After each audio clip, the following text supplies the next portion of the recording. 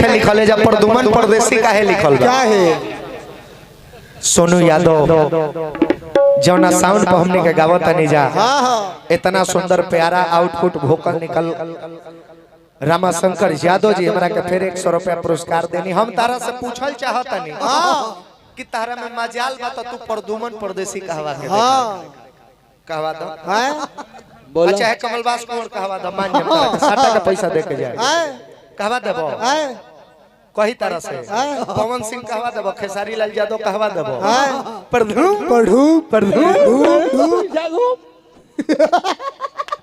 ने भेगले लिगली पीली चोर से चोरी हैं, हमरे कुत्ता हमरे से झाओ, हमरे बिल्ली हमरे सोझा में आओ।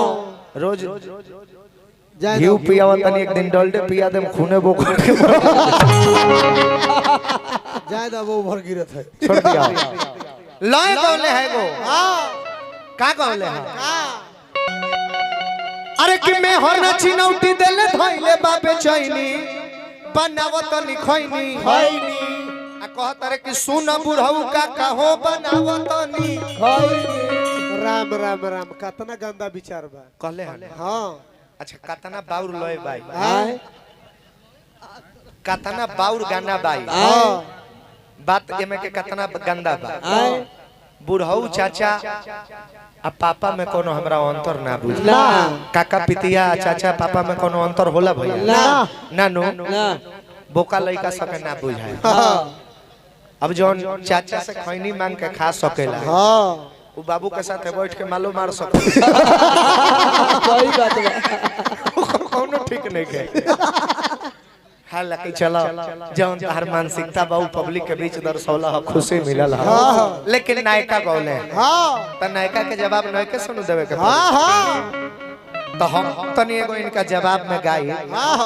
नायको भाई लोग हमारा आइल बा इहो लोग कहि जे कि बेआसी खाली पुरान के अंदाज में बारे भरत शर्मा के धइले बारे त तनी नायको लोग के मन से होखे के चाहिए। हां जी हमनी के भोजपुरी इंडस्ट्री के बड़ी सुंदर एगो गायिका है। सुंदर शिल्पी राज सुंदर बड़ी सुंदर बने चेहरा मोहरा के विशेष ना लेकिन आवाज के बड़ी सुंदर। एगो बड़ा बढ़िया मर्द मेहरारू के भाव गौले रहली। हां कैसे तनी हमरा के भाव देखावे दो। हां तनी मौगाई अब भाव में मारो बहन सुनो आए हाय खतरा करूंगी। नाती के बेटा ट्रांसफार्मर हवा खतरा करे चलल दहिया देख ली चिपरी में मुंह ना देखला बड़का बैटरी रख ले बरे मौगी कहतिया क्या कहतिया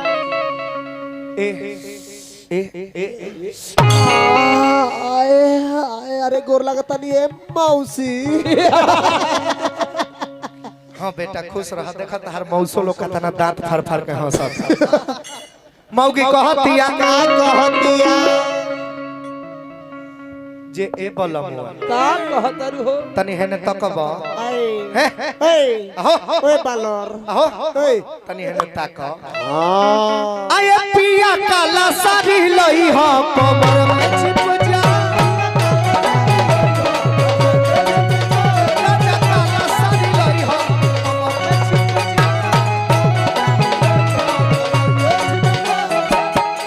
ए बलमुआ नहीं हर में पहिने बाबूजी हमारी बड़ी जे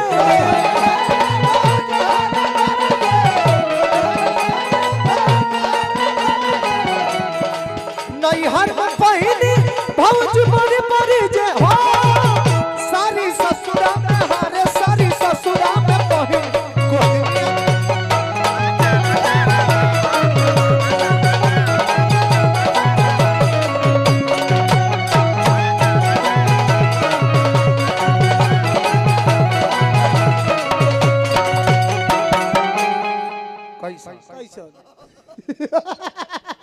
बोला हम रात भर ना नाची ना बबुआ एके बार नाच दे तार सब नाच बिगाड़ दे।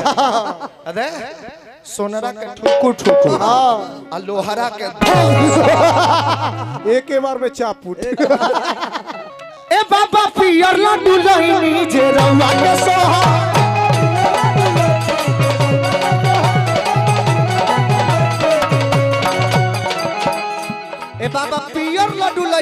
रउआ के सोहा